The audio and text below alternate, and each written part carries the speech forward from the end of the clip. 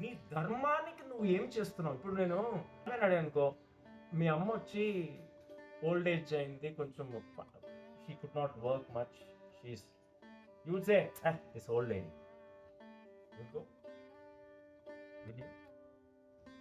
వాళ్ళ అమ్మ పట్టుకోకుండా చనిపోతున్నాం వెళ్ళవా? You will leave, right? Your mom is waste. She is not able to give me food anymore. Who cares? Huh? No. Will you? No, you will take care of your mom. Yeah, I will. You will. Dad వదిలేస్తావు. No, I'll take care of Both my parents. Are you sure? You will leave, right? No. You will also take care of. No. I will. You will take care of who? Both my parents. Both. ఎందుకని? Why should you take care of? నిన్ను కన్నది భరతమాత కదా, ఆ తల్లిని మాత్రం ఎందుకు వదిలేశారండి? మీ అమ్మా నాన్నని చూసుకోవాలని ప్రతి వాళ్ళు చెప్తున్నారు కదా. నీ తల్లి భరతమాత కదా, ఆ తల్లి కష్టాల్లో ఉంది కదా, మీరేం చేస్తున్నారు? మీ తల్లికి ఏం చేస్తున్నారు? అర్థమవుతుందా లేదా మీకు? నీ ధర్మం అంటే ఏంది?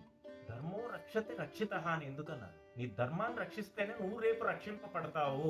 You will be protected only if you protect your dharma. If you do not protect your dharma you will be nobody. ఎందుకు అది అర్థం కావట్లేదు మనకు? ఎందుకమ్మా? ఆ తల్లి తల్లి కదా, మీ అమ్మ కంటేనే మీకు తల్లి. మీ అమ్మని కన్న తల్లి ఆమె తల్లి కదా.